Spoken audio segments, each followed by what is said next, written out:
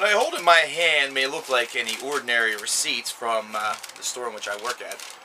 However, this one is something that's a little bit different. It actually holds my reservation for the new Amon Amarth album, which is due to come out here in a couple of weeks. Now, it also has a couple of other things on there as well, including the new Dia side, which I already covered, entitled To Hell With God. Now, the benefit that I had there is that whenever I placed that reservation, I'd already heard the album, so I already knew that it was good. But with Amon Amarth, it was kind of 100% a pure whim, something that was a little bit more of a risk. Why? Because even though many people clamored for their previous studio album entitled Twilight of the Thunder Gods, there was one person out there that made enough of a fleeting case to me that maybe I had made a bad decision, that maybe this was something where, well, it could be good, it could be bad. Well, in a couple weeks here, a lot of you people are going to find out, though a lot of you are dirty pirates and are going to find out way before that, whether or not you should go out and purchase Surtur Rising, which is, of course, the new Amon Amarth album, which is due out in stores at the end of this month. Now, of course, I'm no different. In fact, if I had an eye patch, a peg leg, and, well, a hook in my hand, just call me Captain Hooker, Hooker Killer. That sounds very wrong. But this is an 11-track affair, 52 minutes and 19 seconds worth of new Amon Amarth material. Well, somewhat. It's actually 10 tracks worth of new material, and the 11th track is actually a cover. And I'll get to what it is here in a little bit. I'm going to leave you in a little bit of suspense. But I will say this, out of the 10 tracks, there are a lot of solid moments on this particular record, and there's 5 that I'm going to really exhibit in particular. Of course, some of you have already heard some of these tracks due to any sort of advanced showing or advanced listening that the band has been willing to give, the things that have leaked either to the MySpace profile or have been seen on YouTube. Songs such as War of the Gods, which is a really good opening track. It's something that I really enjoy. It really got me interested on this album very quickly. Right as it started up. Not to mention it really built and captured a mood. Amon Amarth has always had this method of telling stories throughout their lyrics and through their music. It's something that may seem like a really simplified form of metal to some people, but in reality, the style in which they employ perfectly suits exactly what they're attempting to convey. And this is probably the best exhibited, should I say, in track number 2, entitled Talks Taunt, Loki Treachery 2. This is probably the highlight of the album.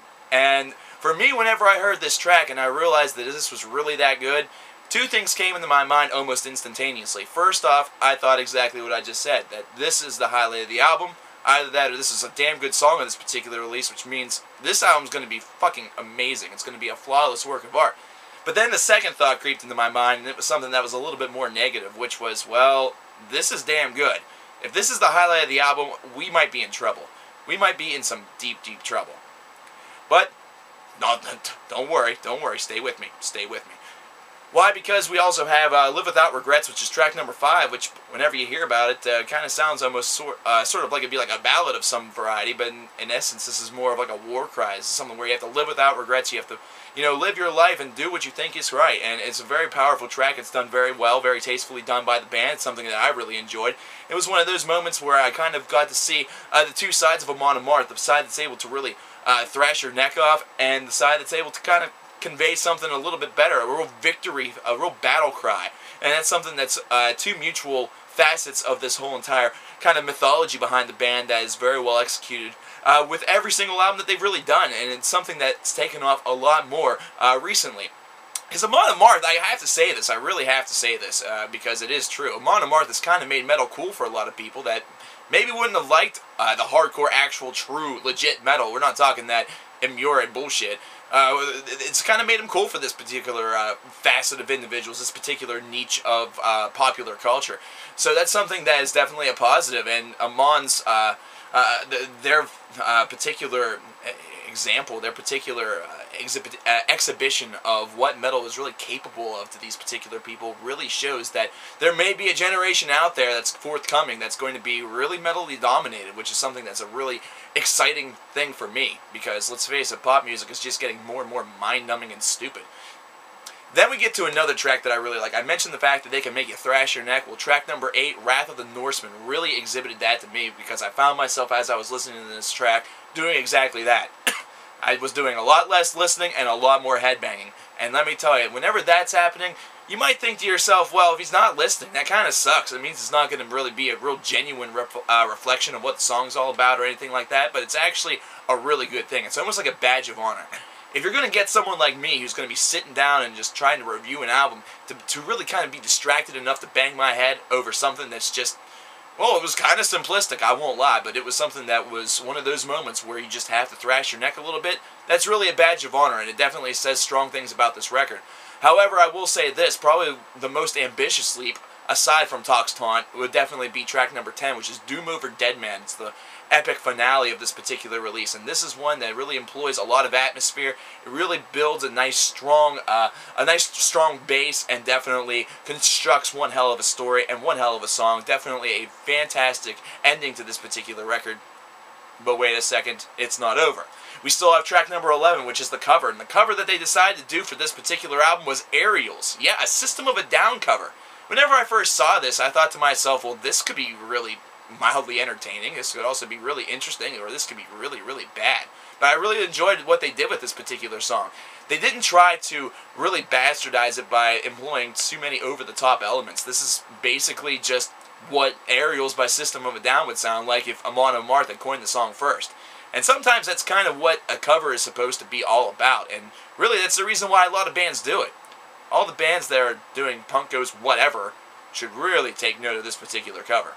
Now, I will say this is an album that's not without its rough patches. I mean, I did just, go over 5 or 6 tracks of an 11-track affair, which is more than half of it, which typically exhibits that an album is very strong. But it does have some bumps along the road. This is something where not everything's going to be perfect. There are some places where they did take some creative leaps, but the real question would be, was it enough? Well, I think in some areas it really was. They did do a lot of things correct, but I think there is a couple songs here that you kind of just sit there and wait for it to kind of go somewhere, and it really doesn't do much. Track number 6 is one that really comes to mind, and really, I'll be honest with you, I would try to pronounce the title for it, but the last word of it is something that I'd probably bastardize and have you guys laugh at me. And I'm not the situation. This is not the Donald Trump roast. So overall, I'd have to say that this album is going to be kind of like this. I consider this to be a satisfying album, however, it's not something that's very life-changing or not something that's going to be very life-affirming. This is something that fits very well in their catalog. It's something that is kind of a very fitting follow-up to Twilight of the Thunder Gods. Some fans may disagree. Some fans may think that it's a little weak compared to the past 2 records, but the one thing that I will say, in kind of in defense of the band, is that they're going up against 2 of the 2 albums in their career that really have kind of been the most life-affirming and life-changing, the ones that the fans have really embraced the most and really enjoyed probably the most. They're really on their stride. They're on that plateau of greatness, as I mentioned in a review a long time ago. And this is something where whenever you're up there, whenever you're up at that particular level, it's kind of hard to replicate that on a constant basis. So, while I will say that this is definitely a satisfying album, other fans may disagree. They may think that it's a little soft. They may think that it doesn't quite match up. But for me, it's a satisfying 8. I definitely like this record. It's one that I'll definitely be spinning again. Really don't see why some people were talking a lot of shit, because some people were from the reactions that I was seeing from other sites. There's, of course, a lot of fanboys that were instantly giving it praise without even hearing a single note. But the people that definitely had gotten a chance to listen to it, some of them had been a little bit rough. They said it maybe sounded a little bit monotonous, that it didn't really have a lot of creative leaps taken. All I gotta say is that for all of those people, you definitely have to check out this record a couple times, I think, really to understand exactly what this band was going for, what Amon was going for with Surtur Rising. Very, very good record. I definitely give it my seal of approval. You guys should definitely check it out whenever it drops on March the 25th. It's going to be in stores. I know it's going to be in my store on March the 29th, which is going to be a huge music release day for my store, not to mention for the music world. I'm not so sure if it's going to be for the metal world, because I'm thinking mainly of sales units that are going to be dropped, that are going to be going up, that are, going to be bought by a bunch of people, but it's definitely not going to probably be this record. I hate to say it. A lot of people will probably pick this record up, don't get me wrong, but if the Children of Bodom record, if their sales, at least at my store, is going to be any indication, well, this one's probably going to be picked up by about 4 or 5 people, and that's about it. Not saying that's a bad thing. That's 4 or 5 more units in the pockets of Amon Amarth, but I think this is an album that's a little bit more deserving of a little bit more buying power. Definitely a lot more than that Children of Bodom album, let me tell you. I'd rather watch Snooki on Raw than listen to that album again, which, well, if I had a DVR, I'd probably do that right now to really exhibit my bane for that release, but, well, I can't do that because I'm not cool. I only have digital cable.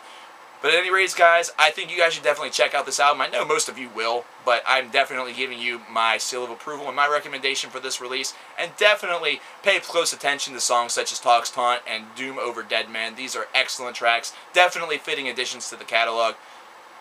And as always, this is coverkillernation reminding you to get your pet spayed or neutered to help control the pet population. Oh wait, I just delivered that better than Drew Carey. In fact, I think I may have delivered that better than Bob Barker. Peace, y'all.